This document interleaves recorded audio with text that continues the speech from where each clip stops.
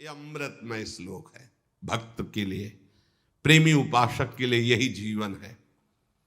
ये सब साधन मार्ग हैं, पर ये हर संप्रदाय के, हर साधना के उपासक के लिए ये अमृतमय श्लोक है। भगवान इस श्लोक में बोले हैं सुलभा, मैं बहुत सुलभता से उसको प्राप्त हो जाता हूं। जैसे महाप्रभु बोले क्यों न बिन कष्ट रस सिंधु को पीजिए, तो कह रहे तस्याहम सुलभा, मैं उसके लिए सुलभ हूं। सुलभ माने बिल्कुल सहजता से प्राप्त हो जाता हूं। किसके लिए? बोले अनन्य चेता सततम यो माम स्मरत नित्य शाह, जो मेरा अनन्य चिंतन करता है, नित्य निरंतर चिंतन करता है, बस यही जीवन का लक्ष्य रहा है। गुरु कृपा से बच्चापन में ही गुरुदेव भगवान की बलिहारी यही बात डाल दी थी कि बच्चा निरंतर भजन करने से जो झांकी आती प्रभु, वो हमें शब्द याद है, झांकी आती तब जानना चाहिए भजन, एक क्षण भी भजन न छूटे। ये संस्कार अगर कहीं भगवान की कृपा से और मार्ग का गुरुदेव उपदेश करते तो एकदम कोरा स्वभाव था वही पड़ता, पर भगवान ने जहां जैसे पहुंचाना होता है वैसे ही, जैसे सन्यास मार्ग में भी थे तो हमारी निराकार में रति नहीं थी, गंगाधर भगवान शिव के रूप में आ सकती थी। अब हमें पता चला कि क्यों नहीं होने दी निराकार में, क्योंकि रूप में ही लाना था उनको कृपा करके, इसलिए निराकार में आसक्ति नहीं होने दी। फिर उनका सारा पहले विधान होता है। गुरुदेव भगवान ने ये पिताश्री से कहा, पिताजी आए और कहा कि ये लड़का बाबा बनना चाहता है स्वामी जी।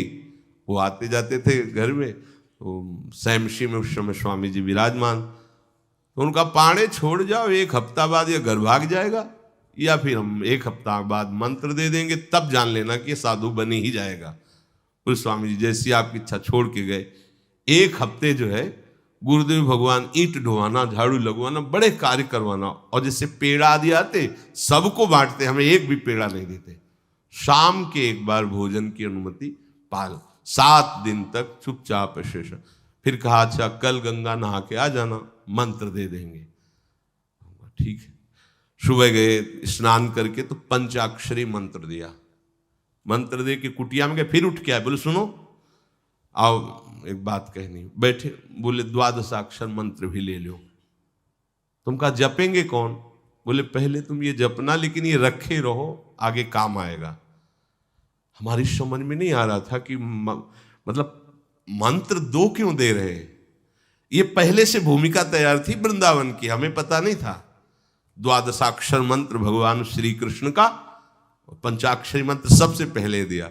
बाद में पता चला कि ये बीज तो गुरुदेव ने ही पहले बो दिया था कि जिस मार्ग से घूम के जाना है। वो कह रहे थे कि बाद में तुम्हें पता चलेगा, वो बाल्यावस्था थी, मेरी मति गति वहां तक पहुंच नहीं रही थी। और जपे हम पहला ही, जपे पहला ही, बाद में जब भगवान शंकर ने इधर, तब हम मुझे समझ में आया कि बीज तो गुरुदेव भगवान ही अंदर से बो दिए थे पहले ही।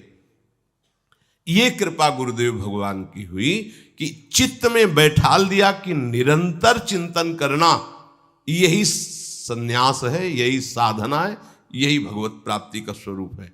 गुरु कृपा से पूरे जीवन भर एक बात रहे कि हम कभी 1 सेकंड के लिए अपने आराध्य देव को ना भूले। पूरे जीवन भर इसकी चेष्टा गुरु कृपा से करते। अन्य सब बात थी साधन की, पर बात उसमें प्रधान ये थी कि भूले ना। जैसे हम गायत्री मंत्र भी जप रहे हैं नैष्ठिक ब्रह्मचर्य में, तो गुरु के द्वारा दिया हुआ पंचाक्षर मंत्र लिखा हुआ है, बार बार उसे देख रहे हैं, या अंदर से देख रहे हैं, गायत्री मंत्र चल रहा है। बड़ी कृपा रही है, मन को भागने के अवसर नहीं मिले। अनन्य चेता सततम, इसीलिए हम आपको फिर कह रहे हैं, बहुत जल्दी लाभ लेना है तो इसको डबल पटरी में फंसाओ। यह जो एक मन बहुत ठोर कर कह कर उसने सच उपायो, बहुत जगह नहीं लगता है कि एक प्रभु में लगाओ फिर संसार में, प्रभु में ही 2 जगह लगा दो। बड़ी चतुराई से फांसा जाता है। यदि मंत्र से भाग रहा हो और तुम्हें कहीं रूप का अभ्यास हो भगवत कृपा से, तो रूप में फंसाओ, चरणों से लेकर के मुकुट तक, मुकुट से लेकर चरणों तक इसको फंसाओ। पर यह कठिन बात है, रूप आना कोई साधारण बात थोड़ी। तो डबल नाम में फंसाओ। जैसे कल कहा था कि शरणागत मंत्र चल रहा, राधा लिखे है, राधा बार बार, और शरणागत मंत्र जा कहा जाएगा। तो जब गायत्री जी जब करते थे अनुष्ठान पुरस्चरण का, तो सामने पंचाक्षरी मंत्र लिखा हुआ है और गायत्री मंत्र चल रहा है। अगर हम जरा सा भी चूकेंगे तो या तो मंत्र छूटेगा और या तो वो दृश्य छूटेगा। बिल्कुल मन को कोई जगह नहीं रखते थे, कोई जगह नहीं रखते। अनन्य चेता, ये बहुत बड़ी सिद्धि, बहुत बड़ा लाभ है कि अन्य कुछ स्मरण ना आवे। इसका अभ्यास आप कर लीजिए, फिर नशा तो ये चढ़ा देगा। ऐसा नशा चढ़ता है, ऐसा लगता है जैसे खोपड़ी घूम रही हो और उसके साथ मंत्र घूम रहा हो। ये ऐसे करो तो पका जैसा दर्द होने लगता है, एक एक नस नाड़ी मंत्राकार। न भोजन की इच्छा है, न किसी के देखने की इच्छा है, इच्छा रहित केवल मंत्र चल रहा है। तदाकार वृत्ति, मंत्राकार वृत्ति। अब इतनी प्रपंच की वृत्तियां फैलाए हो, इतना बहिर्मुख हो, कैसे बात समझोगे अंतर की। अनन्य चेत, भगवान कह रहे मैं सुलभ हूं, सुलभ हूं। काशी में प्रतिदिन ये होता, आज महादेव जी साक्षात आएंगे, सुबह से तैयारी हो जाती थी, आज महादेव जी आएंगे। घाट में ही रहते थे, पंडों की छतरी के नीचे तपती हुई धूप, तो घाट में धूप ऐसे ज्वाला सी लगती थी, और छोटी सी छतरी, उसी के नीचे दोपहर रात्रि वहीं 2 बजे तक तो तपती थी फर्श, और 2 बजे के बाद स्नान करके महादेव जी विश्वनाथ जी पहुंच गए। बस रोज आज मिलेंगे, आज तो निश्चित मिलेंगे। एक दिन इतना आनंद था कि आज तो बस आ ही रहे हैं, ऐसा आ ही रहे हैं। जैसी भावना करोगे, जा पर जाकर सत्य स्नेहु, सो तो ही मिले न कुछ संदेह।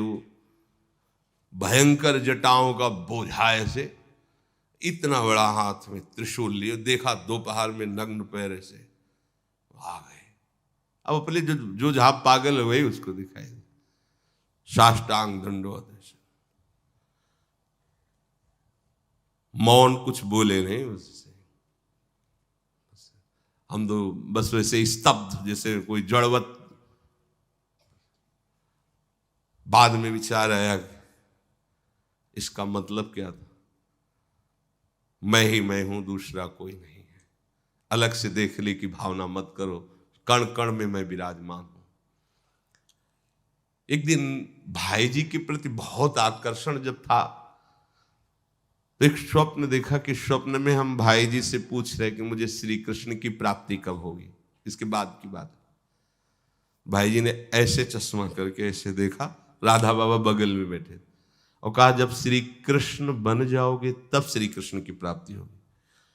जगने पर, बहुत विचार करने पर फिर यह कि श्री कृष्ण बन जाओगे, भाई जी का तात्पर्य क्या था। तब समझ में आ गया, मन कृष्णाकार, बुद्धि कृष्णाकार, चित्त कृष्णाकार, अहम कृष्णाकार, तब कृष्ण साक्षात्कार हो गया। नित्य युक्तस्य योगिनः तस्याहं सुलभा पार्थ नित्य युक्तस्य योगिनः। नित्य युक्त हो गया जिसका चित्त प्रभु को छोड़कर किसी भी भोग भूमि में, किसी भी ऐश्वर्य में, किसी भी सिद्धि में।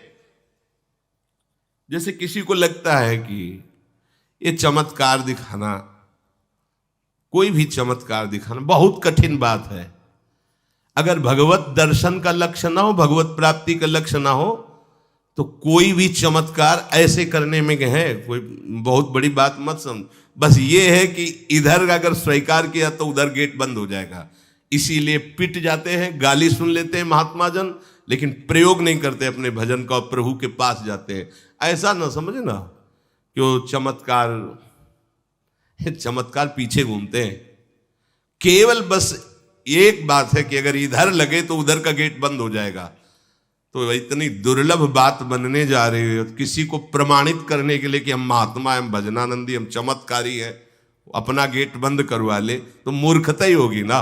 यहाँ क्या होगा, वाह वाह हो जाएगा, बस उसके आगे क्या होगा, फिर वही प्रपंच। तो ये जो ब्रज के महात्मा है, जो भगवत प्रेमी महात्मा है, जो भगवत प्राप्त करने वाले हैं, इनके अंदर चमत्कार के बाप की सृष्टि होती है।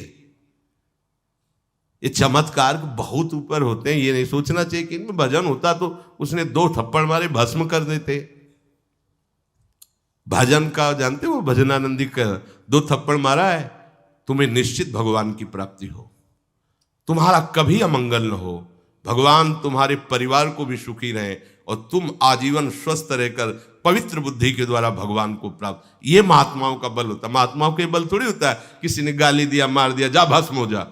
ये भस्मासुर थोड़ी होते महात्मा है भाई, भस्म कर दिया, नष्ट नहीं। साधुते हो न कारज, तब भगवान उनके अधीन होते हैं।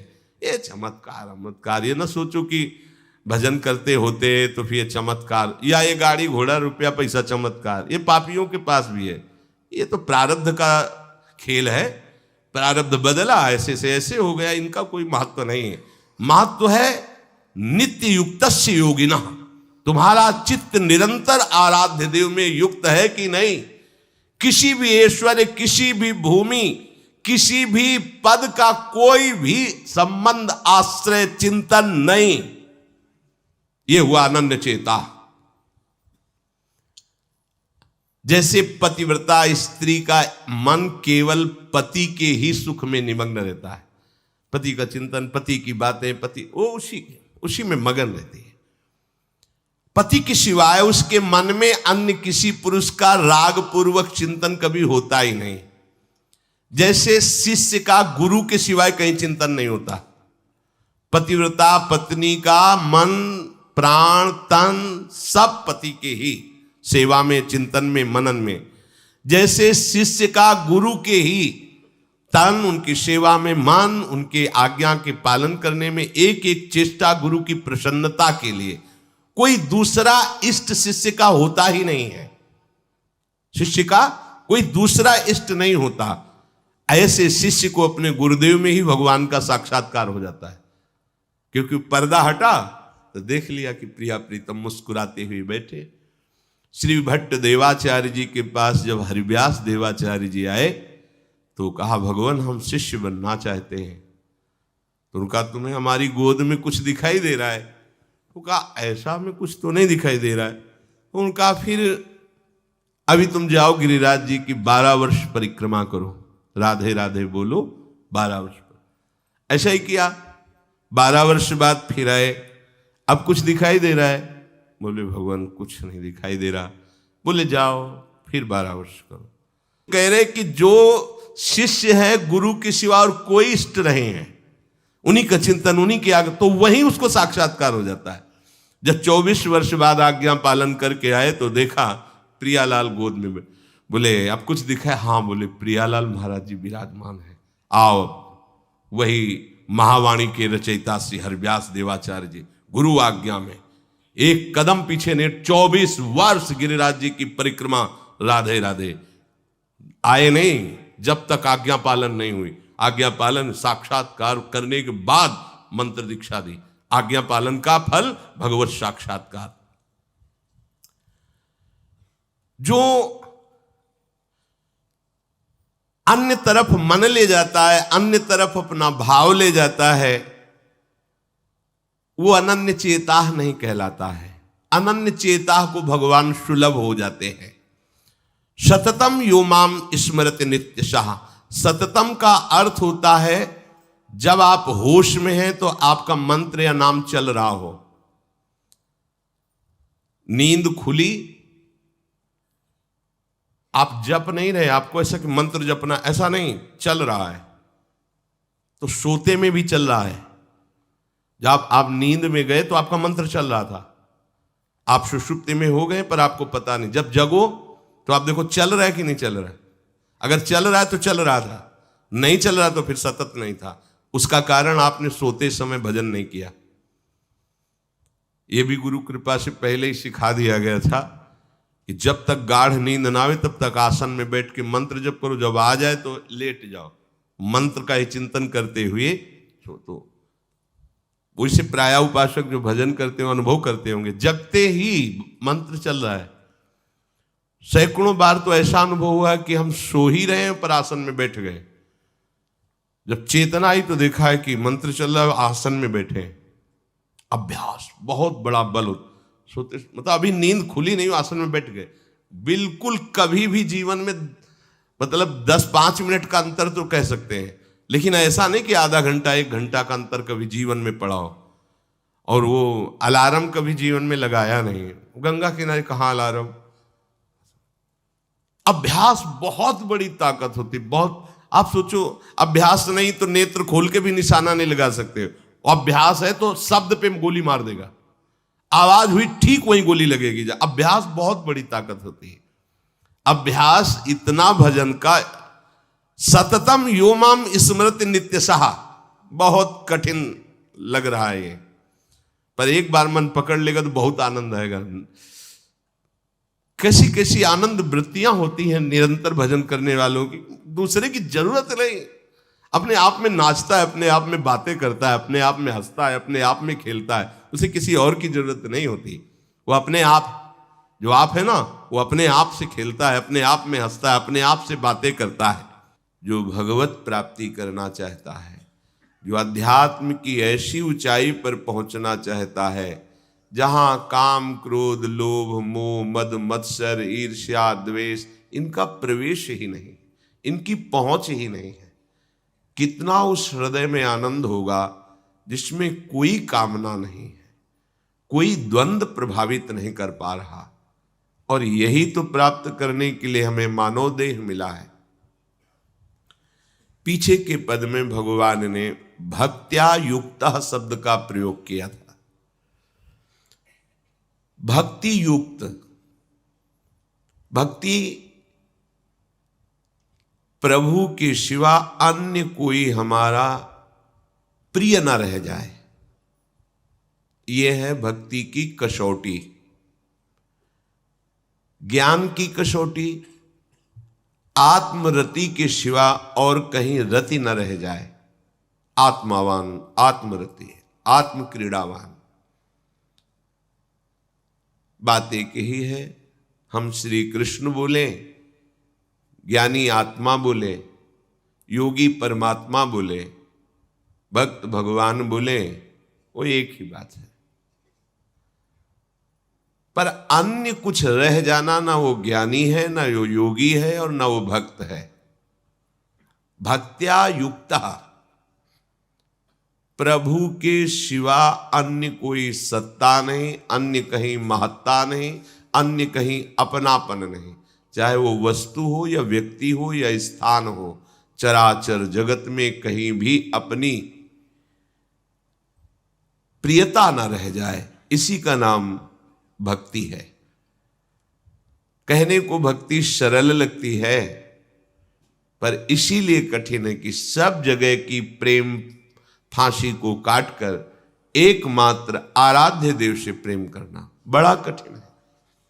बातें बना लेना बड़ा सरल है, पर अपनी ममता को, आसक्ति को समेट पाना बहुत बहुत कठिन है। कोई बिरला साधक ऐसा होता है जो अपने लक्ष्य की तरफ रखता है, भगवान सामने, सदगुरुदेव सामने, पर ये दुष्ट इंद्रियां और मन जगत को ही पाना चाहते हैं, जगत को ही भोगना चाहते हैं, जगत को ही देखना चाहते हैं। कैसी मलिनता! इसलिए भक्त्या युक्तः, बातें केवल कर लेना थोड़ी होता कि हमें भगवत प्राप्ति करनी। भगवत प्राप्ति करनी है तो इसके मूल में सारी बात आ गई कि अब मुझे और कुछ चाह नहीं रखनी, और कोई कामना की पूर्ति नहीं करनी, और किसी से अपनापन नहीं रखना, मुझे प्रभु चाहिए। ये सावधान हो जाइए, आप एकांत में भी भगवान के सामने हैं, आपको हमारे श्यामा श्याम देख रहे हैं। ऐसी भावना से हर समय सजग रहोगे तो पापाचरण बंद हो जाएंगे। पापाचरण बंद होते ही हृदय प्रभु की तरफ भाग पड़ेगा। प्रभु की तरफ भागना क्या है? प्रतिक्षण उनका गाढ़ चिंतन। फिर किसी सुख की तुम्हें आकांक्षा नहीं करनी पड़ेगी, किसी सुख का तुम्हें अभाव नहीं लगेगा। इह परलोक सकल सुख पावत, मेरी सो भैया कृष्ण गुण संचु। तुम्हें मेरी शपथ है, तुम कृष्ण के गुणों का गायन करो, कृष्ण नाम रटो, कृष्ण रूप ध्यान करो। इसका फल होगा प्रियाजू के चरणों में प्रीति। जिसका गोरे चरणार बिंदु से संबंध है, इह परलोक किसी भी सुख की चाह ही नहीं रह जाती। प्रभु करुणा करके कह रहे हैं, वही आचार्य है। मेरी कसम, तुम कृष्ण के गुणों का संचय करो, तुम्हें इस लोक परलोक में सब सुख मिल जाएंगे, कोई अभिलाषा अधूरी नहीं रह जाएगी। पर भक्त्या युक्ता, अन्य संबंध, अन्य महत्व बुद्धि, ये कलंक है हमारी भक्ति में। नहीं समझ रहे? चाहते हैं सुख, चेष्टाएं और चिंतन, दुखालयम अशाश्वतम। कैसे मिलेगा? चाहते हो अविनाशी पद और भोग दृष्टि रखते हो विनाशी की, प्रियता रखते हो विनाशी की, गाढ़ चिंतन करते हो विनाशी भोगों का, कैसे अविनाशी पद का अधिकार प्राप्त होगा? अरे तुम्हारा स्वरूप ही अविनाशी है। विस्मृत होकर भोगों में लगने से ही ये तुम्हारी दुर्दशा हुई है। भक्त्या युक्ता, अपने हृदय को भक्ति से युक्त करो। आराध्य देव की शिवा और कहीं चिंतन न जाए। अभ्यास योग युक्तेनो चेतसा नान्यगामिना। स्पष्ट कह रहे हैं प्रभु, परमं पुरुषम दिव्यम याति पार्थान चिंतयेत्। निश्चित परम पुरुष दिव्य, उस परमात्मा की तुम्हें अनुभूति होगी, उसका साक्षात्कार हो जाएगा।